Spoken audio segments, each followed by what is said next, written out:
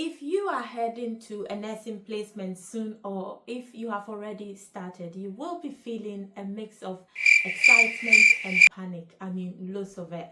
You know, that first interview with your practice supervisor and assessor, it can feel pretty nerve-wracking, but this is not set up for you to fail. In reality, it is there for you to have a successful placement. So if you are wondering how you can survive that interview, then this is the video for you. I am going through everything that needs to happen during your initial interview with your practice supervisor or practice assessor. So let's dive in.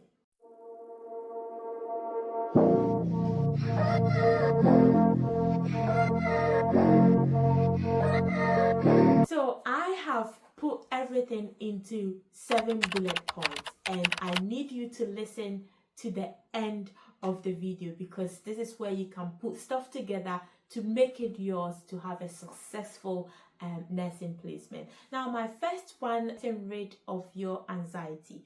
What do I mean by that? So if you have any unmet objectives from your previous placement, this is where you need to bring them out.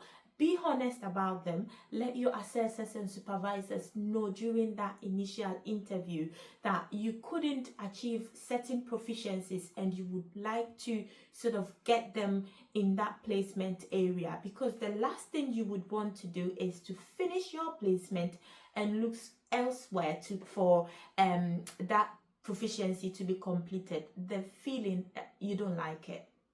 So make sure that you are informing your assessors or supervisors during that interview. They make amendments or make adjustments to put this in somewhere for you to be able to achieve it. And also, if you are unsure about your skills in that particular area, let your assessors know. What they will do is that they will set a plan for you to work with people in the same area. It could be your healthcare assistants, it could be your NAs, so you get your confidence and you will be able to work well during that placement. The other thing that will be worrying in that area is the patient group. If you are worried about the patient group, this could be that you haven't been in healthcare at all in your life, and this is the first ever for you and you don't feel confident. Let them know this is why we set students to sort of in the first week work with the healthcare to know the routine of the ward, so that you get that confidence in you before you get straight onto the nursing duties. So let them know. My second point will be logistics and rules of the team. So what do I mean by that? All I mean is make sure that during that interview you are getting contact details of your assessors and supervisors. If you have watched my previous video on how to ring your placement area to inform them that you are coming for your placement, then you will have their details already. But if you haven't, then this is the time for you to ask your assessors that you need their contact details. And what I mean by that is their work email. Don't rely on their telephone numbers, because you will struggle to get through to them. Officially, if you want to inform them about what is going on, it is best to go through their work email. The other thing for that area will be the local policies. Your assessors will go through this with you automatically, but make sure you know where every policy is kept. Is it on the intranet? Is it kept somewhere that you can have a physical or an actual feel of it? Just make sure that you are asking them. Also, ask about breaks and also your shift patterns, days when they start and when they end. Make sure you are asking this during that interview, because you might not be working with your assessors and supervisors all the time. I know you have a coordinator for students, but it is best for you to ask your assessors, because sometimes you'll be working with your supervisors most of the time, so you would need their shift so it works with your what you are doing. And my next is your skills and early wins. What do I mean by that? Within your first few days of placement, make sure whatever you do, make sure you work with your assessors and supervisors, mainly your supervisor, so that they draw you a plan, achievable plan for your progress. And even if they are not at work, you have that plan to hand and you know what you are doing each day. And also make sure any skill that you perform, make sure that you are celebrating yourself for this, because not everybody at your level will be able to achieve that at that time. So even if it is you conducting a full set of ops for a patient and making a judgment out of it, that is a great achievement. You need to celebrate that for yourself. And also make sure at that point that you are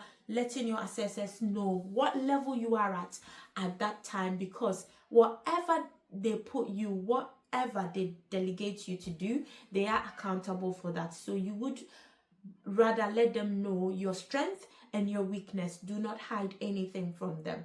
So the next thing that I will talk about is your shifts and academic work.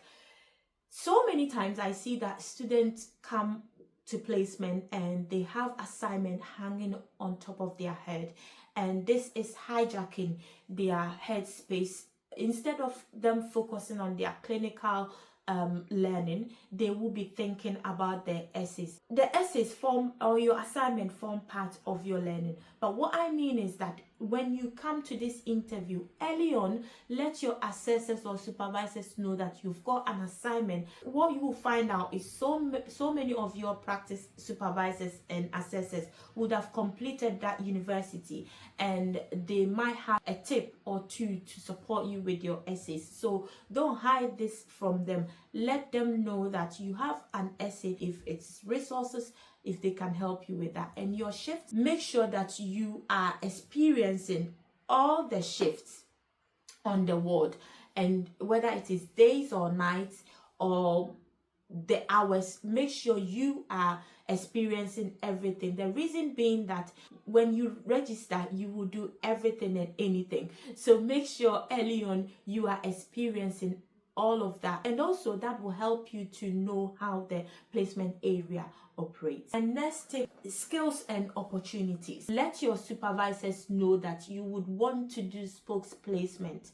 Don't just come randomly in the middle of your placement and say, I want to go and do a spokes placement. It doesn't work like that. We have to plan for you. Your assessors and supervisors may have to ring the spokes area to let them know that you want to come and have a feel of what they do. So let them know early on that you would want to do a spokes placement, maybe in cardiology, maybe in med surgery, or maybe you want to body with a specialist on a clinic, and your sign off. Also, let them know that you are planning your midpoint and your final interview dates. Come together with your pebble pad. Open your pebble pad at that time that you are having a meeting and put everything down. Let your assessor put the dates down. You put the dates down, and let them know that these are the days you're going to have those meetings, because it keeps you, it makes you accountable and it makes them accountable, so everyone knows what we are doing, and then you are not scrambling in the last few weeks of your placement. So the next point will be reflection and review dates. This is a big thing in nursing. You can have a shift that is very interesting, and sometimes you will have a shift that you might feel, you know what, this is too overwhelming. It is best to debrief these days, the interesting days and the harsh days as well, or the tough days, with your practice supervisor or assessors. So when you sit down to do your interview, your initial interview, set dates with your assessors and supervisors. Things that made you feel overwhelmed or things that made you feel happy, feel free to let your assessors know that, okay, I would like for us to review my skills and all my progression on these days, and also I would like to come with something that I feel we need to talk about. We are there to support you throughout that time, so let us know. And then the next thing that I will talk about will be study resources and also backups. So what do I mean by that? When I mention about your assignments, it is best for your assessors to know that you are going to submit the assignment maybe during your placement, or it could be maybe after your placement. They will show you where you can get resources to support you with your essays. Say for example, if there is a library and if you need to get a registration for that library, let them know where, if there is something that you can get from the intranet to help with your essay, if there are evidence-based references or resources that you can get. And also, Trust Intranet is very, very important. All throughout your placement, you will be relying on your Trust Intranet. So let your assessors let you know where you can find all of these details. And if you are struggling with anything else, don't forget to ask your student coordinators. You will have practice educators as well during the placement. Liaise with them and they will support you. So I will say the nursing placement is not for you to fail. It is for you to have an experience, a nice one at that. So enjoy your placement out there. And if you have any questions or any thoughts, don't forget to put them down in the section below and I will read everything. Have a lovely time and bye-bye.